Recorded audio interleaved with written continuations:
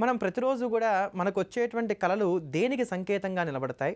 వాటిని ఏ ప్రకారంగా విశ్లేషణ చేసుకోవాలి? ఏ ప్రకారంగా అర్థం చేసుకోవాలి? అలా అర్థం చేసుకొని వాటి యొక్క శుభాశుభాలను బట్టి మనం ఎటువంటి పరిహారాలు పాటించాలో తెలుసుకుంటున్నాం గదా!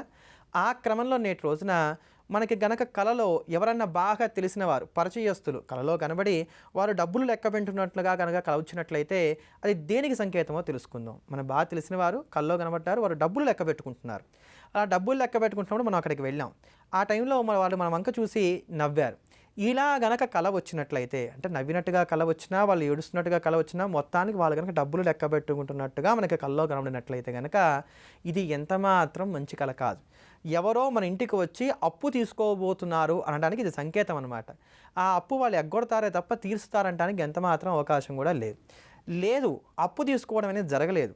మనం ఏదో ఒక రాంగ్ ఇన్వెస్ట్మెంట్ పెట్టి మనకు ఉన్నటువంటిదంతా కూడా పోగొట్టుకోవడానికి కూడా అవకాశం కలుగుతోంది అనడానికి కూడా ఇక్కడ సంకేతంగా నిలబడుతుంది. కనుక ఇది ఆర్థిక విషయాలకి ఇబ్బంది రాబోతుంది అనడానికి ప్రధానమైన సంకేతంగా గమనించుకోవాలి.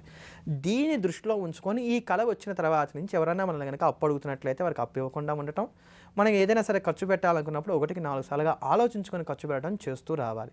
చాలా జాగ్రత్తగా గుర్తుపెట్టుకోవాల్సినటువంటి విషయం అనమాట ఇది. మరి ఇటువంటి తప్పిదాలు ఏవి జరగకుండా ఉండటానికి మరి మనకు ఉపయోగించేటువంటి పరిహారం ఏదన్నా ఉందా అంటే, ఈ కళ ఎప్పుడు వస్తుందో అక్కడ నుండి ఉండేటువంటి గురువారం నాటి నుంచి కూడా ప్రతి గురువారం కూడా గురువార నియమం పాటించుకోవాలి. అంటే ఏం చేయాలి? పొద్దున పూట కేవలం పలహారం చేయడం, రాత్రి పూట భోజనం చేయడం. పొద్దున పూట కేవలం పలహారం, టిఫిన్ లాంటిది ఏదైనా తింటాం, రాత్రికి భోజనం చేయటం. ఇలా ప్రతి గురువారం చేస్తూ శనివారం నాడు ఆంజనేయ స్వామికి ఆకు పూజ చేయించుకుంటూ ఉండాలి.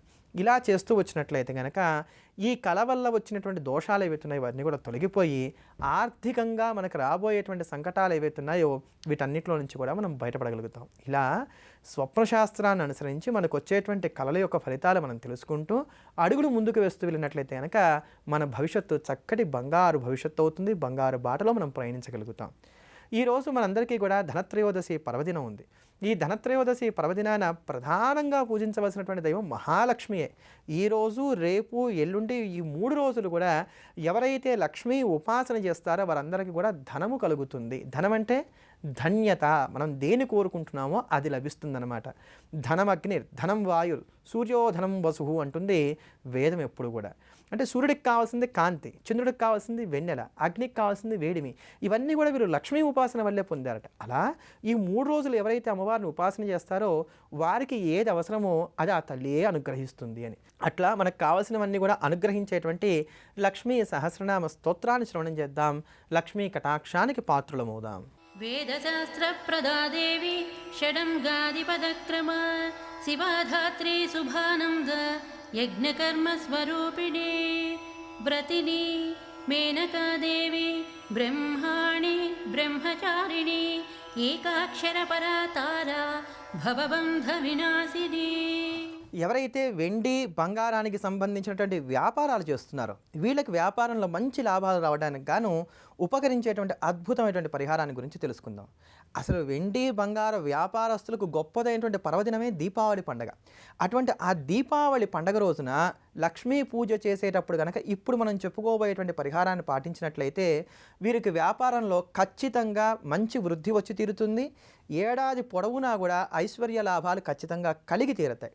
దీనికి మనకు ఉపయోగపడేటువంటి వల్ల నల్ల బియ్యం చాలా తేలిగ్గా అన్ని చోట్ల లభిస్తాయి. నల్ల బియ్యం ఆయుర్వేదం షాపులో దొరుకుతాయి. ఇవి ఈ నల్ల బియ్యాన్ని, సింధూరాన్ని, 5 వెండి నాణాలను తీసుకోవాలి. 5 వెండి నాణాలు, కొద్దిగా సింధూరము, కొద్దిగా నల్ల బియ్యం, ఈ మూడింటిని తీసుకొని లక్ష్మీదేవి యొక్క పూజ చేసేటప్పుడు ముందుగా అమ్మవారి చిత్రపటం ఎదురకుండా ఒక పసుపు రంగు బట్ట పరిచి, అది కూడా పట్టుబట్ట అయితే మంచిది, లేకపోతే ఏదైనా సరే ఒక పసుపు రంగు బట్ట పరిచి దాంట్లో ఈ నల్ల బియ్యాన్ని, సింధూరాన్ని, 5 వెండి నాణాలను ఉంచి లక్ష్మీదేవికి యథావిధిగా పూజంతా చేసేసిన తర్వాత ఆ మొన్నాడు దీపావళి పండగ అయిపోయిన తర్వాత మొన్నాడు కార్తీక మాసంలో వచ్చేటువంటి మొట్టమొదటి రోజున, అంటే ఈసారి మనకి పండగ ఆదివారం వచ్చింది కదా, సోమవారం నాడు ఉదయం వీటిని చక్కగా చిన్న పొట్లంలాగా కట్టి ముడి వేసేసుకొని ఒక చిన్న మూటలాగా తయారు చేసుకొని ఇనప బీరువాలో మీరు ఎక్కడైతే డబ్బును దాచి ఉంచుతారో అక్కడ ఉంచండి. అంతే మీరు చేయవలసింది. ఖచ్చితంగా మీ వ్యాపారం దినదినాభివృద్ధి చెందుతూ ఉంటుంది. ఇది చాలా తేలిగ్గా అందరూ హాయిగా చేసుకోదగినటువంటి పరిహారం. అట్లానే ఎవరైతే వ్యాపారస్తులు కాకుండా కుటుంబీకులు ఉన్నారో, నెలవారీ జీతాల మీద ఆధారపడి జీతాన్ని సాగిస్తూ వస్తున్నారో వీళ్ళందరికీ కూడా తేలిగ్గా ఉపకరించేటువంటి మరో అద్భుతమైనటువంటి పరిహారం కూడా ఉంది.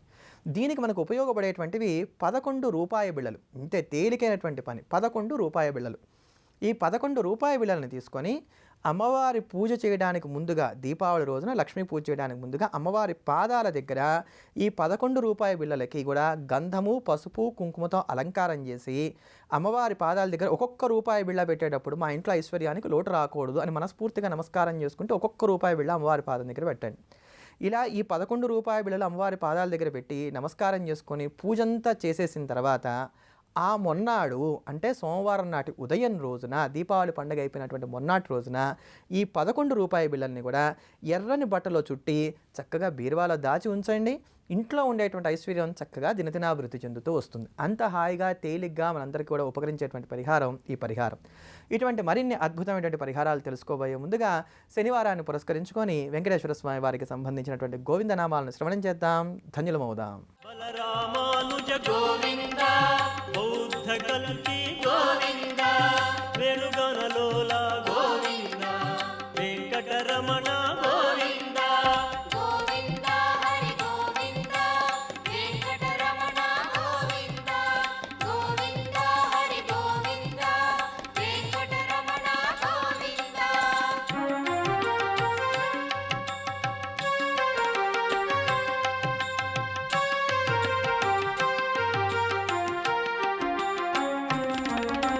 సీతానాయక గోవింద, శ్రితజన పాలన గోవింద, దానవ వీర గోవింద, ధర్మరక్షణ గోవింద, గోవింద హరి గోవింద, వెంకటరమణ గోవింద, గోవింద హరి గోవింద, వెంకటరమణ గోవింద.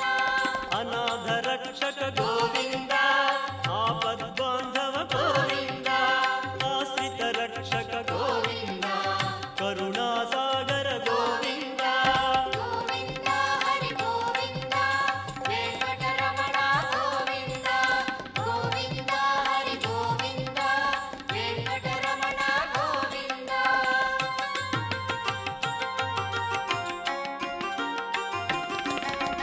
కమలదళాక్ష గోవింద, కామిత ఫలద గోవింద, పాప వినాశక గోవింద, పాహి మురారి గోవింద, గోవింద హరి గోవింద, వెంకటరమణ గోవింద, గోవింద హరి గోవింద, వెంకటరమణ గోవింద. శ్రీముద్రాంకిత గోవింద, శ్రీవత్సాంకిత గోవింద, ధరణీ నాయక గోవింద, దినకర తేజ గోవింద, గోవింద హరి గోవింద, వెంకటరమణ గోవింద. రేపటి రోజున మనందరికీ కూడా దీపావళి పండగ పర్వదినం. ఈ పర్వదినం రోజున లక్ష్మీదేవిని ఏ సమయంలో పూజ చేస్తే మనకి ఖచ్చితమైనటువంటి ఫలితాలు కలుగుతాయనే దానికి పంచాంగ గణనాన్ని అనుసరించి విద్వాంసులైనటువంటి వారు ముహూర్తాన్ని అందిస్తూ వస్తారు. ఇది ప్రతి సంవత్సరం ఉండేటువంటి ముహూర్తమే. ఆ ముహూర్తం రేపు లక్ష్మీ పూజ చేయడానికి గాను అద్భుతంగా ఉన్నటువంటి ముహూర్త సమయం మనకు ఉన్నటువంటిది సాయంకాలం 6:34 నుంచి 8:34 వరకు. సాయంకాలం 6:34 నుంచి 8:34 వరకు. ఈ సమయంలో కనుక లక్ష్మీ పూజ మనం చేసుకున్నట్లయితే అమ్మవారి యొక్క పరిపూర్ణమైనటువంటి అనుగ్రహాన్ని పొంది చక్కటి ధనాన్ని, సంపదను మనం అందరం కూడా పొందగలుగుతాం. అయితే ఈ లక్ష్మీ పూజ చేసేటప్పుడు గుర్తుపెట్టుకోవాల్సిందల్లా అమ్మవారి యొక్క సమీపంలో ఆవు నేతితో ఉన్నటువంటి దీపాలను వెలిగించాలి. అలానే అమ్మవారికి పూజ చేసేటప్పుడు అందులో ఖచ్చితంగా తామర పువ్వు ఉండే విధంగా జాగ్రత్త తీసుకోండి. ఒకవేళ తామర పువ్వు దొరకకపోతే మనస్సు ఎంత మాత్రం కష్టపెట్టుకోక్కర్లేదు, ఎర్రటి గులాబీ పూలు ఏవైతే ఉంటాయో వాటితో పూజ చేయవచ్చు. అలానే నేతి పాయసం ఏదైతే ఉందో దాన్ని అమ్మవారికి రేపటి రోజున మనందరం కూడా నైవేద్యం పెట్టాలి. కుంకుమ, పసుపు ఇవేవైతే ఉన్నాయో విరివిగా వాడాలి.